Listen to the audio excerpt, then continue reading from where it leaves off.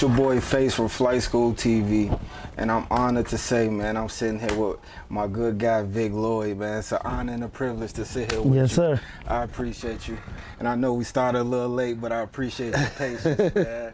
This been a long time coming, and because one thing about Vic Lloyd that I over time learned to have an appreciation for was your consistency and the fact that even though you have done so much for the city, you not unapproachable. You know what I'm saying? And I feel like some people reach certain levels in the game and to where they like, you know what I'm saying? You get the step on them. And I never got that vibe one time from you. Like, I done met you plenty of times, and every time it's just like, even though you don't know me, you like, man, what's up, bro? Like, you embracing. And I feel like, man, that's one of the things that we need more of. You know what I'm saying? Like the OGs like yourself, you know what I'm saying?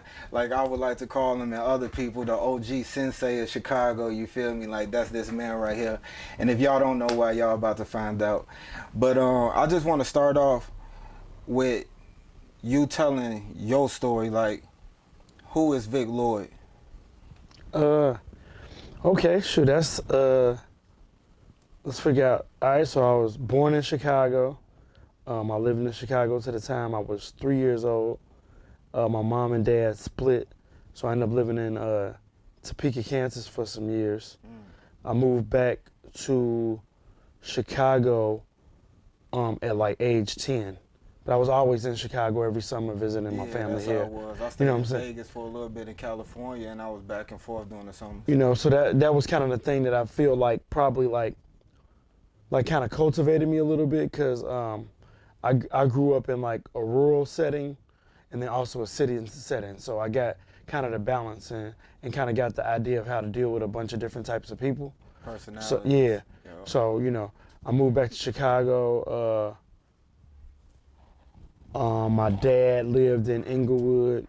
My family had a property, so that's where we lived. So like most of my growing up and really a large part of my adult life, I lived in Inglewood. I went to Catholic grammar school, Catholic high school. So I really think that all those things kind of cultivated me into being a person that knew how to move in a lot of different types of settings.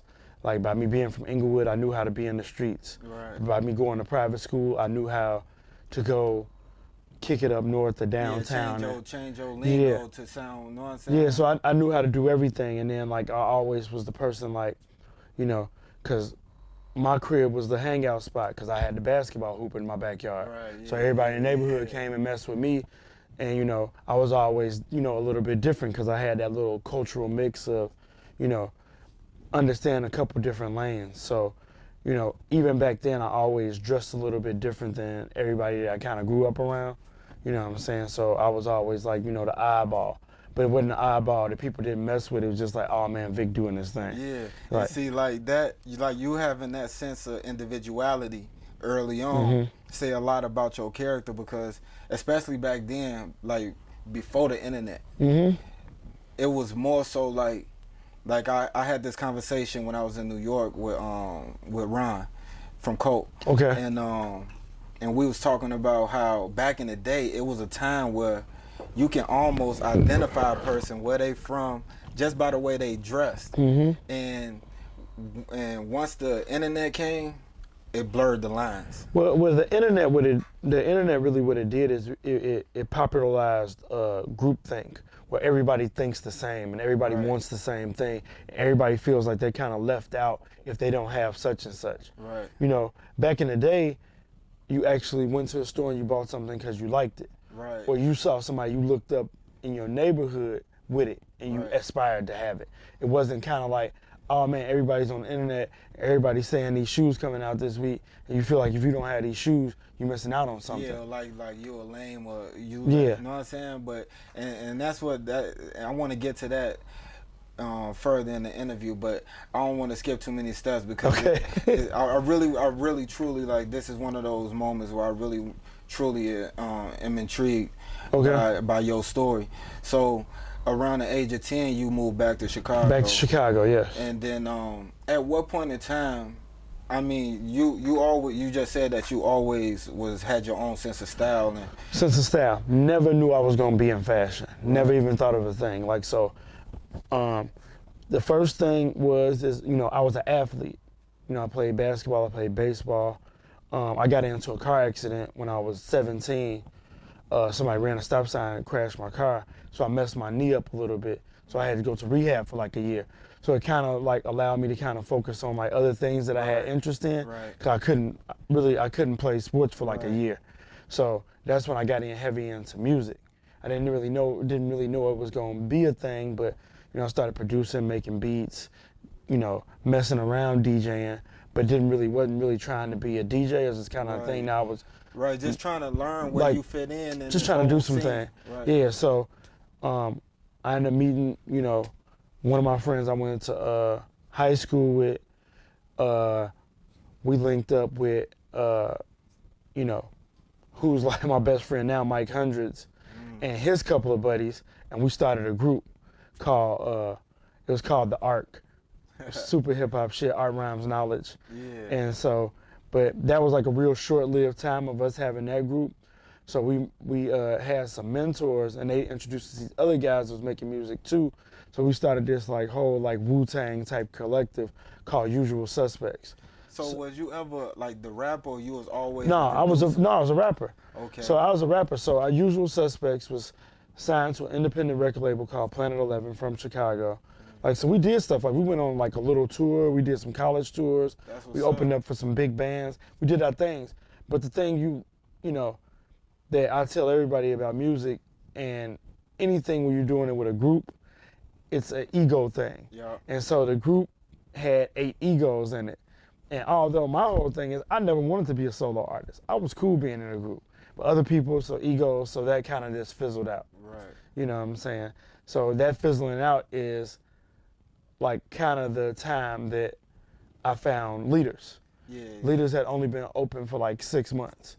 Me and Mike walked in there one day, started chopping it up with Corey, and I realized I knew Corey from somewhere. I used to shop with Corey when I was in high school at Crew Sportswear, his old store. They used to have Echo and some other brands that I was really into that nobody else really cared about, but I was super into them. That's like part of me like being like this thing. Just being different. So that kind of started like a relationship, and then me and Mike would just always go up there, chop it up with Corey, and then so it got to a point where he was just like, man, we got to figure out how we can all like work together, because we just like we want to do this marketing thing and figuring it out. So basically, how we started working together first is me and Mike just started opening the store on Sundays because it was closed on Sundays. Right. So we would just come in there, and they still continue that tradition today. Yeah, it was never open on Sundays. Me and Mike, the reason that Leaders started opening on Sundays. Still continue that today. And so then that's the whole thing is at that time, Ty, regular old Ty, he was with Dave at Fly. Fly had just opened up down the street from the original Leaders. And so me, Mike, and Ty all super, super tight. Yeah. But basically something happened and Dave was gonna move the store. And so Ty was trying to figure out what he was gonna do. So we just told Ty, come work with us at Leaders. So we just kind of created this whole family atmosphere, which created another business. So another business was called Focus Group. Focus Group was basically me and Corey doing sales for brands. Yeah. So I would travel with Corey to trade shows and stuff like that because he knew I had a knack for that. Because before I was working with Corey, Diego had this brand called Troop. Troop was trying to come back, and Diego had me helping him. So I was helping. And I was doing the days where Diego was with Tony Sports. No, this is after. Oh, that's this is after. See, this is all early 2000s. This is after all of that. Yeah, so this was after Diego was at Tony's, and there was another, Diego was at Crew too. So it was after all of that. Because I remember, like as far as my memory go, I remember it was Tony Sports, The Lark. Yep. It was another one I can't, Briars. Yep. And those was like the main stores that I can personally remember. Yeah, so it's all those. So just what that is like, see, all those stores, because you said, who did you say? Briars, Tony Sports, and The Lark. Okay, so Crew Sports was the black-owned version of that. That was Corey and his cousins. Cool. They had Crew Sports. It's all around the same time. But after Crew Sports kind of, whatever happened, like the whole urban thing kind of went a different way. So they stopped doing that. And then, a couple years passed and I didn't know what they was doing because I shopped with them a lot when I was like in high school. But like after I graduated, a couple years passed, I just, stumbled upon Corey at Leaders. Right. You know what I'm saying? And so that, like and all turned this. into an actual position for you. Yeah. Well, it's just the thing is I realized is that, so, I think that me and Corey will say is that we had I was the perfect yin to his yang for many, many years. Yeah. Because I was the person that really was risky, wanted to have some foresight, but he was the person that kind of kept me a little grounded and not let me do too much, but let me do enough that we could get some stuff you know what I'm saying? But then also him respecting me enough to let me make those decisions. Yeah, argue with him and convince him that this is something that we need to do. So it got to a point where that didn't even happen no more. It was just whatever I wanted to do, just do it. Yeah. It just became that. Like it wasn't even, you know what I'm saying? Up, so so a lot of like the last years of me being at Leaders before I, moved on to do my own thing was pretty much I was running the show.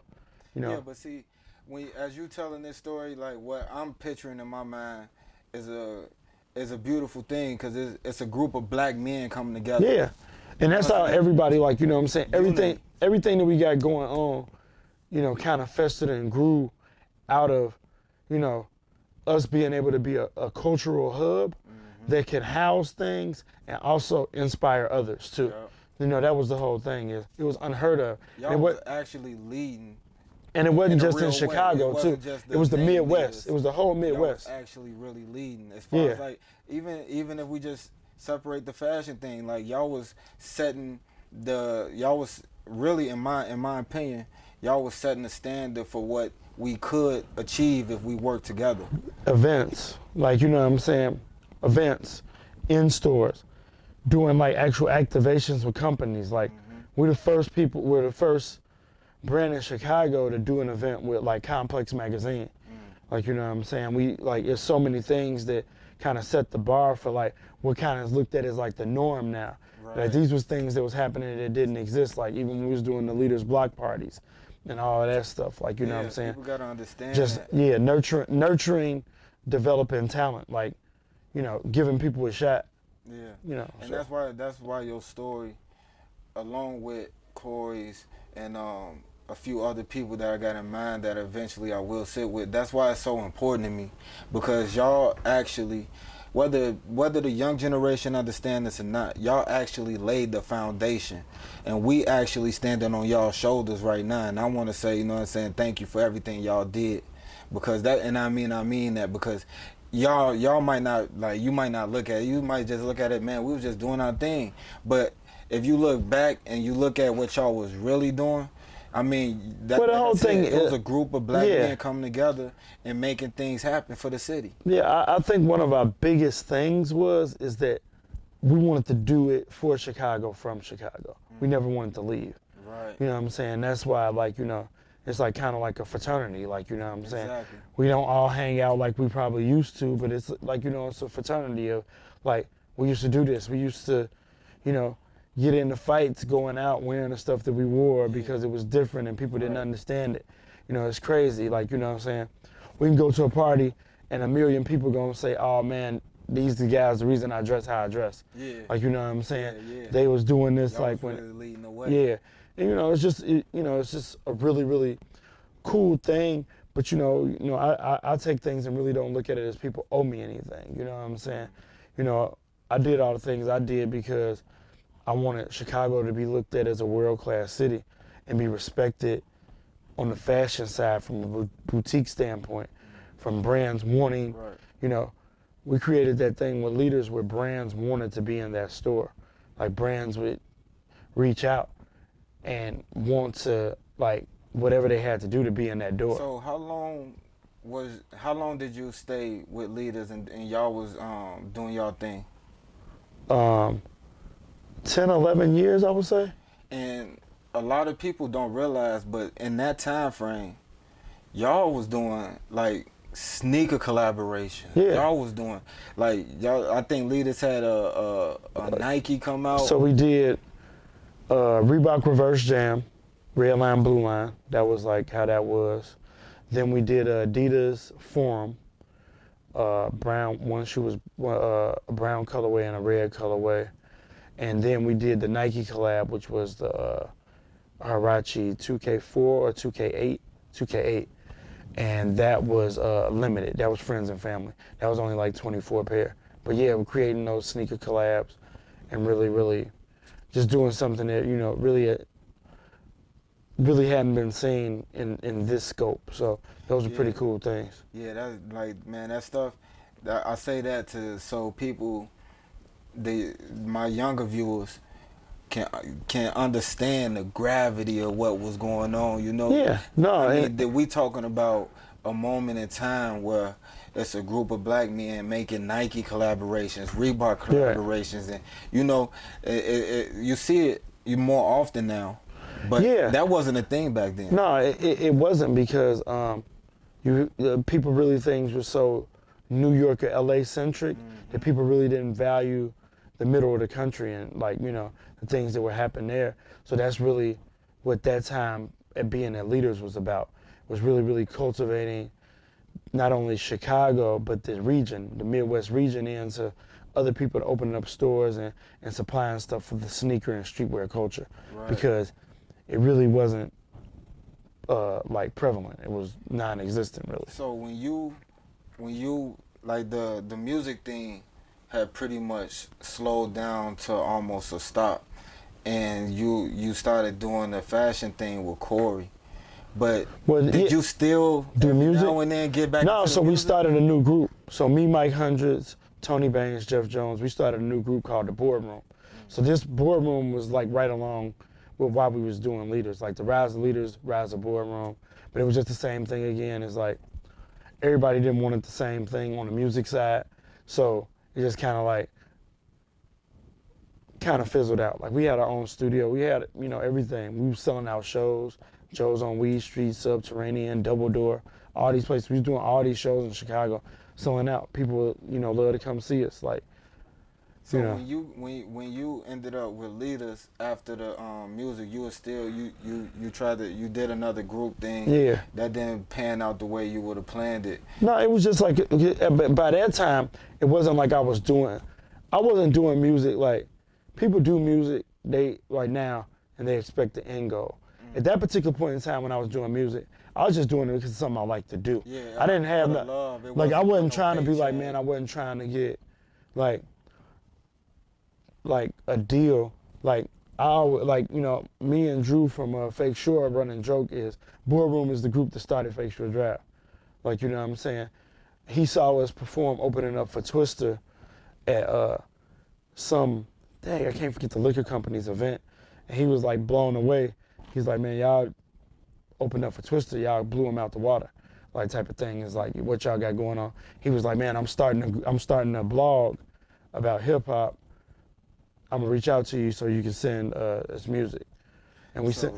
You literally was at the conception of Fake Shore Drive. Yeah. And if y'all not familiar with Fake Shore Drive, Andrew Barber runs that company. It's a major platform in Chicago for a lot of Chicago artists, and they do things that a lot of other companies wouldn't do.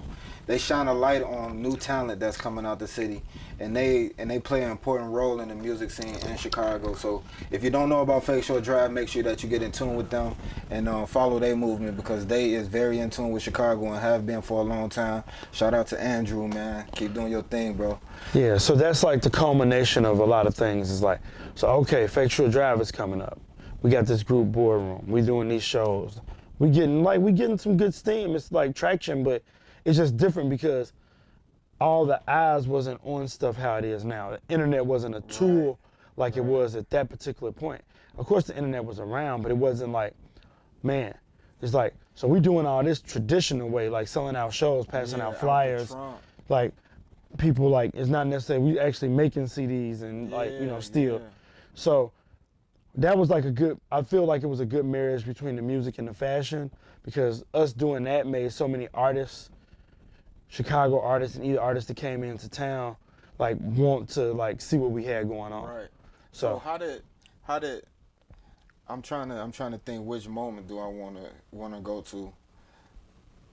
I kind of want to stay in that time frame of when your individual style, like for instance, when we was at the Alpha Space, it was me, you, Zoe, I think Emery, yeah. Emery Jones was out there with us, and I was just, I'm always that type of person where I just like to listen. Right. You know what I'm saying? And I'm just listening to y'all stories, and Zoe threw out a story that really stuck with me when he was saying that he was like, man, you see all these niggas nowadays wearing there's all these different colors and shit. Man, me and Vic used to get laughed at, and motherfuckers used to try to fuck with us just because we was wearing these bright colors and shit.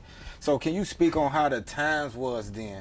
How hard it was different? It was just the cross section of where urban fashion was really, really still the more popular thing. But like we were into like all these like streetwear brands, like the 10 Deeps and Lamar and Dolly's, but then still being guys that wore polo and then high-end stuff, when like a lot of the people we were going to places, they didn't even understand none of that stuff. Like, you know what I'm saying, wearing like Japanese denim and wearing pink polos, and we just was kind of just guys that was kind of just like outside the box. But Zoe and Mike from the hundreds, I'm from Inglewood, like, you know what I'm saying, y'all just different. it's just like we was comfortable in who we was, right. Like, you know what I'm saying. So you ain't have to worry about trying so hard to fit in. We didn't want to fit in. That was our whole thing too, because what we did is we wanted to stand out. We wanted to walk into a room and people be like, damn, who's that? Yeah. And you know what I'm saying? Because that's the whole thing at that time is, although, we got leaders, and then Zoe has Fashion Geek, which is kind of in leaders and coming up, so it's like we kind of all together. We trying to put people on to be like, come to the store and check it out. Right. Oh man, like that's different. What you got on? Like, where you can get that? Oh man, pull up to the spot. Yeah. And we was in there like every day. Like that's the time we was in there. That's what we wanted to do. Right. Like, we was in there every day. Like we wanted to change how people dressed, and it just happened. Like, you know what I'm saying, for us going out to like, that's the thing that tied back to Timbuktu. So me, Zoe, Mike, Ty, literally used to go out 4 or 5 nights a week with Tim when he was DJing, because this is before Serato and all that. Yeah. So I had this old school. I had a '63 Ford Falcon station wagon. So I used to pull up to Tim crib. We load all the records into the back of my station wagon, hop into.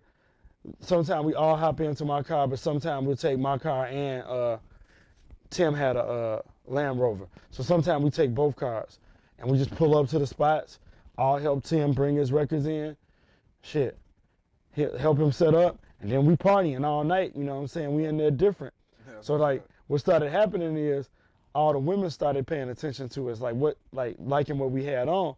So dudes started peeping that. So dudes started kind of being like, man, where y'all, where you get that from? Yeah. And we started telling them, oh man, we got the spot, you know what I'm saying? It's out south, come slide. So people did. Yeah. And then that's solely everybody, you know what I'm saying? Like you had Leon on. Leon was one of the people that was just like, man, y'all got it. Yeah. Let's do it, put me together. I actually did an interview with Leon Rogers, and he was telling me something like that, where he was like, man, I used to walk inside leaders, and they be like, man, what the hell is that you got on, man? Let's get you right. Man, let's get you right. You know what I'm saying? And y'all are styling from head to toe. Yeah, like, get them. Man. He was like, man, I really valued those guys' opinions, because them guys had it. Yeah. So that was always the thing, is that was our goal.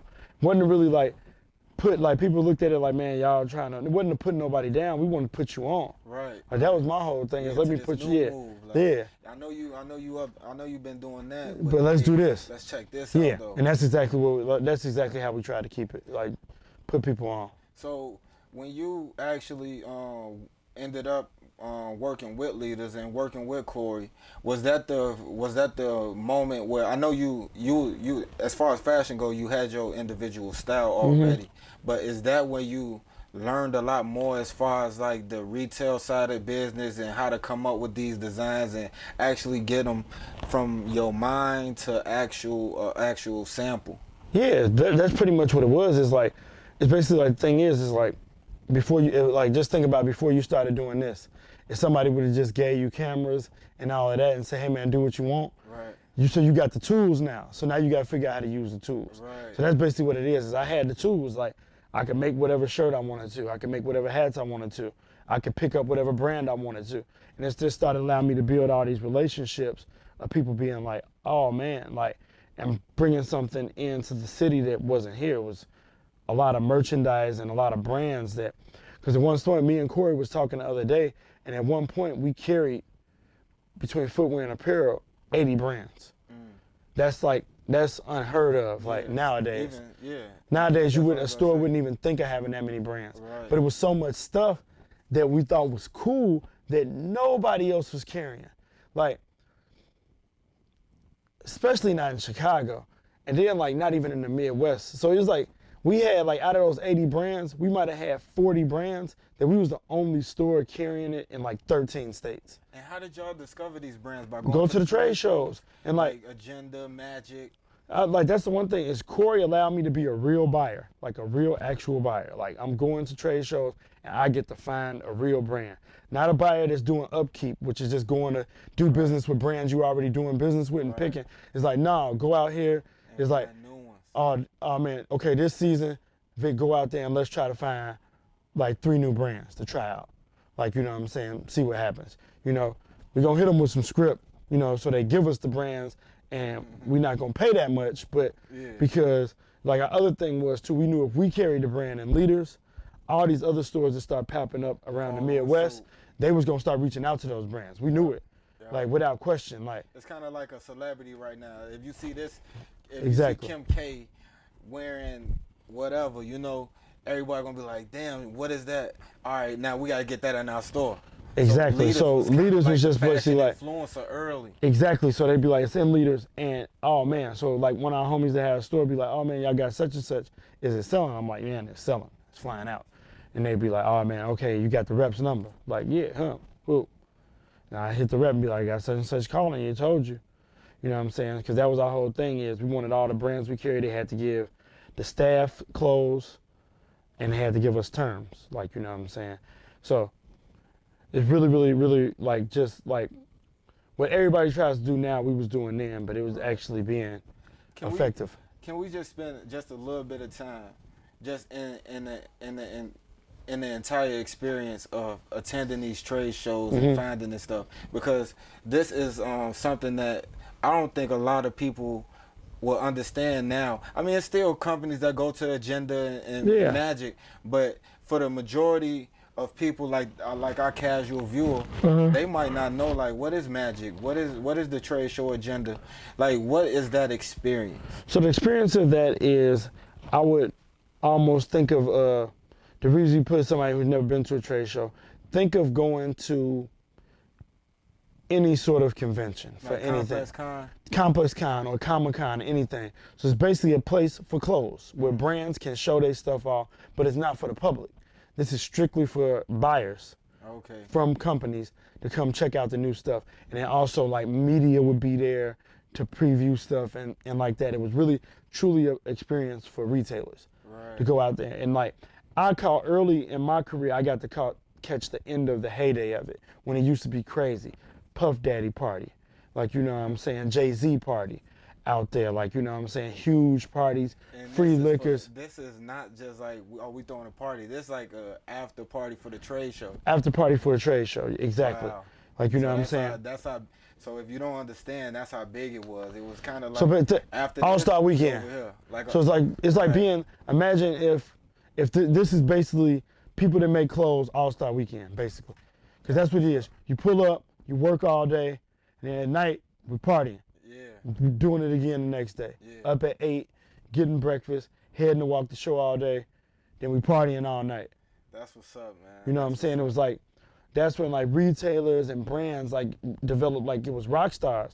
Like I'm gonna lie, like people that know, like people like the peer group that know from that area, like I was a rock star in streetwear because of the store. Like it was like you walk the shows, all these brands knew I was the buyer. They trying to get my attention to come, hey man, come check this out. Exactly. They know that it's like basically like knowing that somebody that's like can break an artist. Yeah. They know, oh man, this dude can break my can brand. Get in that store, break this brand. We out of here.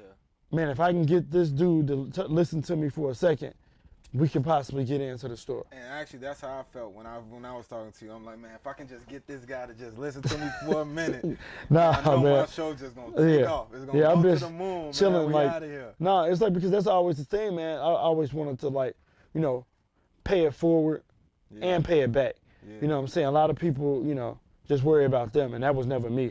You know what I'm saying? I wanted to give people the platform. If I had a platform, I want to share that platform, however it may be. Yeah, and also I want to spend a little time talking about not just the fashion and the music thing, but also like the way you contributed to Chicago as far as being a mentor to a lot of people. Like before the cameras turned on, we was talking about how like and this is something I talked to Corey about, Diego about, how like a lot of the youth, a lot of the kids from Chicago would just come to leaders just to chill. And that was like their safe place, and you know what I'm saying? And people just being there, just talking to each other, just even if they didn't shop, you know what I'm saying? Y'all was around giving them advice, you know what I'm saying? And things like that. So can you just talk about that experience and how many people you seen come up and you just watch them grow? Well, it's the whole thing is, we can do an hour on the 1 degree separation of it. Of just talking about the people that I was like, oh man, I did this, or you know this, or this person needed this, and I, you know, came through, I gave them this. But in general, you know what I'm saying? Like, how would you describe your mentorship to a lot of people? I'm not just speaking in general. I think the whole thing with it was always wanting to be a positive voice, but also a realistic voice. You know what I'm saying? Because I think that sometimes we have blind inspiration. We're just inspiring somebody and they don't really even understand the hurdles they might have to even You know, my whole thing is I want to be realistic, you know what I'm saying? Music artists, hey man, yeah, you're good. But if you want to be great and you want to take this serious, it's like sacrifice. You can't stop. You can't let the roadblock get in your way. Hey man, just trying to make shirts. Hey man, just because us as leaders did not pick up your shirts don't mean you should stop. But if you asking my advice, maybe you should stop. And if my advice is telling you to stop and you stop, that means you wasn't supposed to do enough. Cut out for that cloth. You know what I'm saying? Because, you know, definitely now more than ever, there's way more doers than supporters. You know what I'm saying? I happen to end up being to see it change from one way to another way, and I don't think there's nothing wrong with that. It's just people have to be realistic with what type of business they can have now. Right. You know what I'm saying?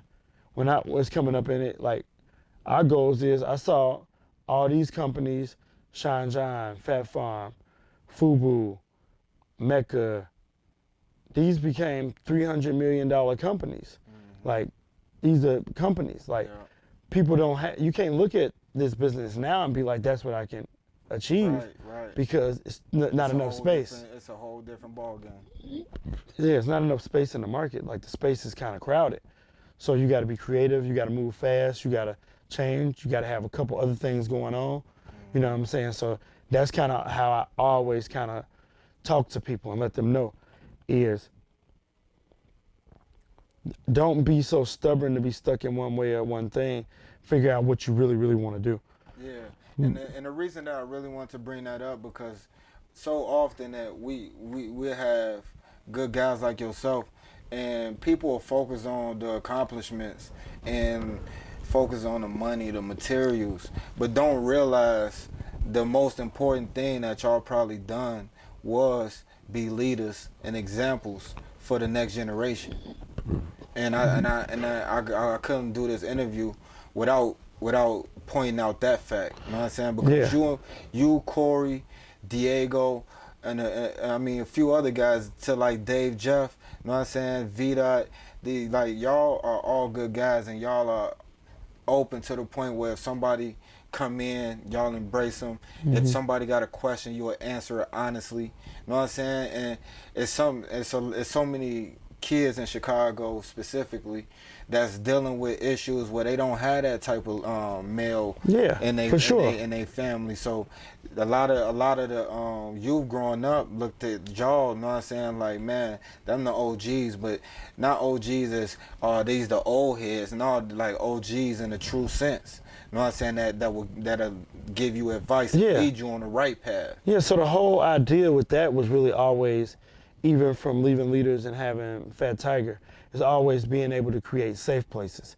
It's the idea of having a place. Like, we always wanted to build a space that was like the equivalent of what growing up a barbershop was. Yeah. But, you know what I'm saying, you only wanted to run to the barbershop when you was getting a haircut. And that was pretty much still in your neighborhood. Yeah, so we wanted to have a space that was a safe place, but it's also a space that people from other neighborhoods feel comfortable coming to, you know, and be in a place that you can be who you are. You can ask some questions. You can kind of figure out. You can kind of just come up there and chill. You don't necessarily, like you say, it's not a place that, you know, of course I want you to shop, but it's not a place that I'm saying like, only way you could come here is if you're going to buy something. No, come here, check it out. I tell people that all the time. People's like, oh man, I want to come and support, you know, but I ain't been having no money. I was like, man, money is part of the support, but the other thing is, man, I appreciate you just coming by, stopping by, saying what's up. Let me know that at least you know what I got going on. At least you appreciate what I got going on. That's just as much as money sometimes, you know. Yeah, attending. Like if y'all have a pop up, if Fat Tiger have a pop up, like the Tiger Talk. You know what I'm saying? Just sometimes, you know what I'm saying, people overestimate the power of $1 and underestimate the power of their time. Yeah. You know what I'm saying? And sometimes investing your time in a person is worth more than money. And that's all it is. That's all really it is being able to put those investments into people and make people feel safe, make people feel comfortable, make people feel like a better version of themselves. That's always what I said, like, when I used to, like, help people, like, pick out outfits, pick out clothes. My whole thing is I'm just trying to help you put what you got on the inside on the outside, man. Right. Bring that sauce up. Yeah, just be the best version of yourself, so. Yeah, so, all right. So, after your tenure, your time with Leaders, what was the transition from that? Because everybody know you now for working with Fat Tiger. And that's like all the shorties like, oh man, that's Vic from Fat Tiger. So what was the transition to making that happen? It really was, you know, me and my partners, it was me, Joe Rillo, and Dez. We kind of was doing creative stuff already, events. We had some brands, and we just kind of wanted to have a place. We had like a office space for a little bit, even while we was at Leaders, and we was just like, man, what's kind of the next step? Then like one day, me and Rillo was just kind of driving around. We saw like a for rent sign at the Congress Theater, and we was like, let's call him, see what. Dude hit us back. Rent was dirt. So he was like, forget it. We just got a space. So we had a space before we even had a name of what we was gonna call what the space was. Right. Like, so we had a space. You know, we went and found some fixtures on Craigslist, built the store out ourselves, you know, and been like, man, we about to open in a week and we still don't have no name. So we just sat down, ended up coming up with like 5 names. And then like we just kind of voted. We all kind of said we like, you know, Fat Tiger. We knew whichever the name was gonna be, we was gonna put Workshop on the end. So that's how we became Fat Tiger Workshop. Like, I just got one question. What was like 1 or 2 of the other names that you was thinking, if you can remember? Cause Fat Tiger is a weird name. Yeah, it was like, but it worked. You know what I'm saying? Like it was one of the names was like Curate Workshop, or Museum something Workshop. It's crazy that if y'all had them other names and y'all was like, you know what, Fat Tiger. No, because the whole thing is we sit back and like, you know, you study this type of stuff and you realize it's like, man, you want a brand, you want a name that's not attached to an era. You want a name that can be easily disassociated with stuff. Like, you know, confused. Like, if you told somebody you going to a museum, they might be like, oh, what museum? No, you know what I'm saying? Clothing line. What you mean? Yeah. It's a clothing line. But you say you going to Fat Tiger, they might be like, what's that? But if they heard of Fat Tiger, they know exactly what it is. Right. They understand the space, and it's unique enough to live on its own. Right. Like, that's the whole thing. So we said we named ourselves Fat Tiger, kind of if we was going to name ourselves like a rock band. So that's where Fat Tiger came from. So. Oh, that's what's up. Yeah. So, like, when y'all created Fat Tiger, was it a conscious decision to make sure that, hey, look, we not aiming for the wholesale. Like, we not trying to outsource all our clothes. We don't want to, we don't want you to buy Fat Tiger in Nebraska. Yeah, so we really didn't want to do wholesale of our brands. But our first year we did carry like 2 other brands, like just trying to see how it went. Yeah. And we just decided that it really didn't work out. We would rather just focus on building our own brands and giving people a story to kind of attach to and build that way. Oh, okay. So, I mean, we pretty much touched on everything. I got a few more questions. Yeah, definitely. Ask away. Just in my mind. Okay. Like, and this is more generally speaking. Mm-hmm. How do you feel about the industry now? Because you are a person that got the before the internet and the overhyped part of the internet, so you able to see how it was both ways. I feel like discovery was more of a prevalent thing before. Like, people want to discover new things, they wanted to find something. I feel like what's changed in that process now, it's like disingenuine discovery. People want to hook up with people to attach to their audience to create an idea of discovery, but not really creating, like, it's really no real discovery. Yeah. Like, it's like going to trade shows, finding brands. That was discovery. Going into a boutique and just looking around and being like, oh man, this looks cool. Never heard of it before. I found my new favorite thing. This is the brand I like now. You know, now that doesn't exist. Now it's a real scope of people kind of being told what to like and what not to like. And like, I feel like the consumer now is log jammed of all trying to get the same 7 things. Right. And it seemed like people it's to the point where if that store carry it, it must be cool. You know what I'm saying? Kind of like what you were saying about leaders, except now it's like it's way more hype. Because like I don't want to name any specific companies, but if a certain store has this, even if it's not something that you would personally like, but just the fact that it got a nice price tag, a hefty price tag to it, and it's in this store, it must be one of them cool brands. Yeah, but I feel like that's also misleading too, because I don't like the sticker shock idea of shopping. Somebody being like, oh man, it's expensive, so it must be cool. Right. No, because like me, I'm a person that always has mixed. Like, you know, I'll shop in Target, and I'll also shop at Barney's, or Louis, or Gucci, or, you know, some other weird brand that's expensive, but might wear it with, you know, $10 t-shirt. Right, exactly. Or a hat I got at a gas station while I was on a road trip. Yeah, that's it's like stuff like that. I feel, you feel me? I got the Hebrew and Fat Tiger collab, you feel me? But these pants came right out of Foot Action for a dub. Yeah, you know, so that's you know, just mixing and making what works for you work. Yeah. You know what I'm saying? You know, I feel like some people are kind of so lost in the scope of like where fashion is at this point that they just went to high end because they like, it must be cool because it costs. Right. You know what I'm saying? So, like, how do you feel about, I want to do a little sneaker talk. Okay. How do you feel about the sneaker game right now? Because you know, back in the day, it was almost unheard of to see so many like big corporation collabs with,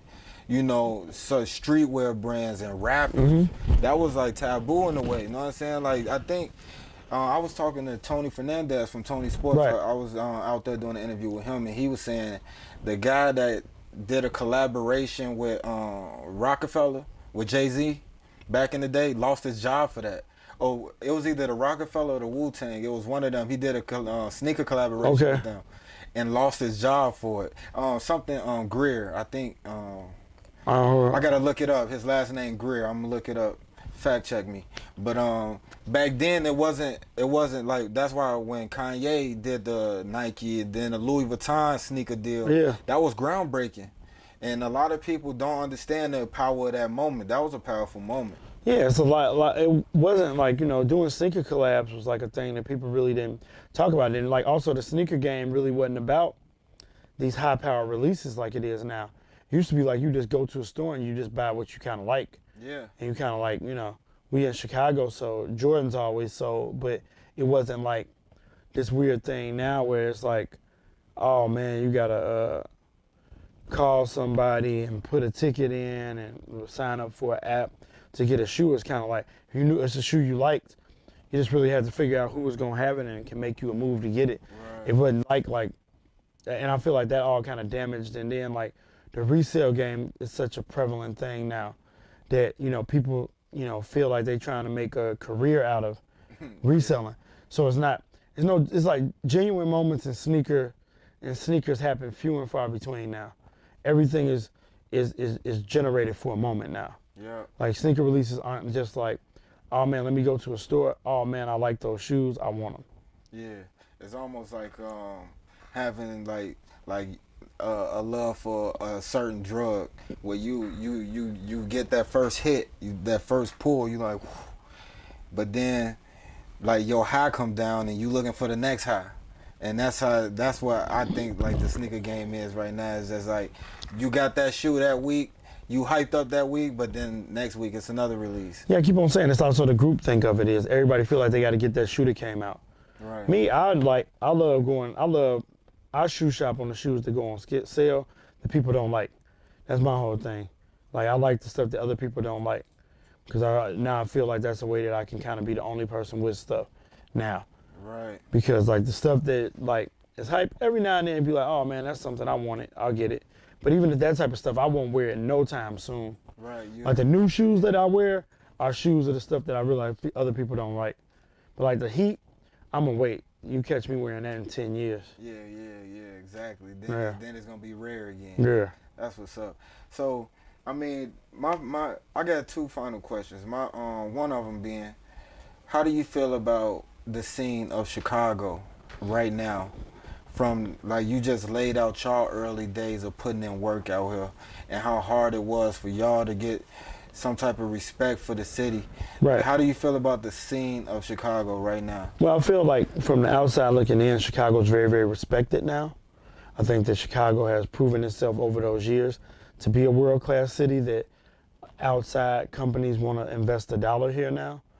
I feel like maybe the trouble with Chicago is we have to get our support culture in order, is because the idea here in Chicago is not like, oh man, these people are doing cool things, let me support it. The idea is, oh, these people doing cool things, let me do some cool things. Mm-hmm. It's not like, oh man, let me support it, let me build this up. Right. It's kind of like, oh man, you're doing cool stuff, I'm gonna do some cool stuff too. Yeah, and try to one-up you or something. Well, yeah, I just think it's just more so about community. Right. Like the community is building and getting it back together, and I think it's just more so about, showing that unified front of support. Right. The people coming out to stuff, showing face. Like I said, it's not always about buying something. Buying stuff is cool, you know what I'm saying? But I feel like me is always, let's start somewhere. Mm-hmm. And the starting somewhere is, hey man, come check some stuff out. Come rock with us. Come see what's going on. Oh man, you got something going on? I'm gonna be there. Show through, shake hands, say what's up. That's what's up. And you kind of, you pretty much answered the other question I had in mind, because I was going to ask you if you feel like Chicago get the respect it deserve for its contributions. When you look at yourself, you look at what Corey has done over the years, Joe Fresh, Kanye, Virgil, Jasper, Don C. I mean, Zoe over there in Fashion Geeks. I mean, what Dave Jeff is doing with Puma, what V-Dot and Bobby Simmons is doing. Yeah. I mean, it's just so much going on. Chance the Rapper. I mean, even as far as music and everything. Like, we have everything here now to finally have an industry. And that's the whole thing. We never had that before. It's like, before the idea was, especially like when I was in the music thing early 2000s, your idea was, oh man, I'm getting a little buzz, I'm getting on a plane, I'm going to New York or LA. You know what I'm saying? Then that changed to I'm going to Atlanta. You know what I'm saying? Now people are realizing, oh man, I can stick around and I can have a career here and build the things that I want to build here and be at the top of my field here, instead of just another person trying to get in that rat race in other cities. So I feel like here, from fashion to music, the industry is finally here and the industry is coming to Chicago. They need our market, so they need us. like the huge thing is that, Complex is coming to, ComplexCon is coming to Chicago because they value this market not only for the Chicago market, but the accessibility from other markets to get to Chicago. Like we got all these surrounding states to come here, that Chicago's literally the heartland of it. It's like the heart of the Midwest. So it's like people gonna come here, they're gonna check it out, and we're gonna put our imprint onto this industry. Okay, how do you? I know I keep, but as we continue to talk, it's just like I really don't want to leave no stone unturned because I've been waiting a while just to sit down and speak with you, and I appreciate you giving me a lot of your time. No problem. But how, what I was gonna ask you was how important it is for us to keep our dollar circulating in our community. It's very, very important, but it's also a behavior that was not taught. So it's a hard thing is a lot of people don't, not to get off on like a sidebar tangent, a lot of people don't realize that how short of a time black people have been free. It's not a long time. No. If you really look at what I'm saying. My great grandma was a part of a lot of foul shit. Yeah. So you got to think, and then if you even think of that ending and then just going through like segregation ending, the end point of that to where we are now is a very, very short amount of time. Yeah, really. So it's like we have a lot of making up to do, like just educational wise, and that's education each other. You know what I'm saying? And that's really all it is. It's like, I really don't like people being like, oh man, you mad at such and such because they spending their money at Gucci. One, it's their money. One thing is you gotta let people do what they want to do with their money. Right. The education side of that is that if you do this with this dollar, you let this dollar circulate over a generation, you start creating generational wealth. And that's the part that people don't really understand is that we never was able to really own anything because we didn't understand the steps it took to do it. Yep. You know what I'm saying? So that's where we're at. We're at the point of education. Oh man, keep this dollar moving, spend it with these businesses. And it's not just, I would love for it to stay with just black business, but my whole thing is let's keep it with small business. Let's at least try to start there. Right. So the small business, at least we can create jobs and opportunity, because that's what's lacking. It's like, you know what I'm saying? There's no opportunity. Opportunity is very stagnant. Right, and that's in my opinion, as soon as we get our money, we go take it to them, to the next person, to them. Yeah. And instead, and meanwhile, somebody might come into your store but drop a bag over there, but come into your store like, man, bro, let me get this for a deal. No, I can't do a deal, and walk out because you couldn't do a deal, but they'll walk in any other store and happily spend that money. Yeah, like I said, it's training, it's understanding. People don't really understand what they're doing. They don't understand, like, that, a small business person, entrepreneur, invests a lot of their time, energy, and own money into creating a product that hopefully people like and hopefully they support.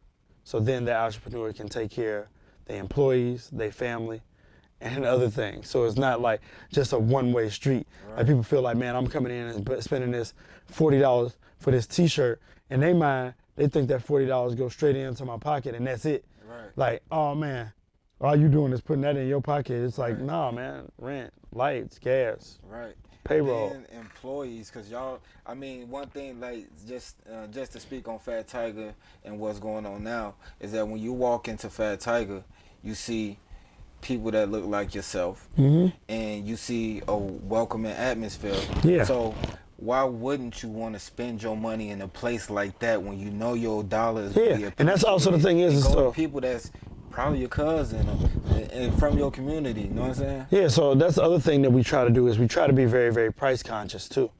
Not try to gouge. Try to have a fair price. Because I want a kid or a mom that wants to get their kid something that they seen that they wanted in the store can come in and not feel like they getting price gouged and feel like they can get something cool that they son, daughter, anybody proud of. Exactly. And be proud of the story that we are too. Yeah. Because the other thing too is you got to be proud of that. I ain't come from no money, like, you know what I'm saying? Right. My partners ain't come from no money, like, you know what I'm saying? Right. This is hard work. Yeah. So just trying to continue to put that out there. Hey, and with that being said, what else can we say here, man? It's your boy Face from Flight School TV, the OG sensei of Chicago. You feel me? Vic Lloyd sitting right here with me, and I do appreciate you, big bro. Yes, sir. I really do. Thank you. This is dope. Man, I appreciate you, and be on the lookout for everything that's going on with Fat Tiger, and make sure you check out the recent collaboration that Leaders just did with BBC. I was the model. You'll see Big Bro modeling on his. Yeah, on my sexy shit. Yeah, you feel me? So make sure y'all check that out, man. Stay tuned for more, man, and that's a wrap.